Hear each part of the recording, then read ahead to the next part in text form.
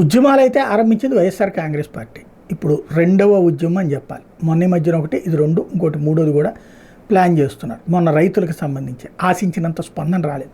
Current ఛార్జీల సంబంధించి మొన్నటి దాంతో పోల్చుకుంటే కొంత స్పందన వచ్చింది. అయితే పబ్లిక్ పార్టిసిపేషన్ తక్కువ ఉంది, కార్యకర్తల పార్టిసిపేషన్ ఎక్కువ ఉంది. నాయకులు మొన్నటితో పోల్చుకుంటే నలుగురు ఎక్కువ వచ్చి ఉంటారు.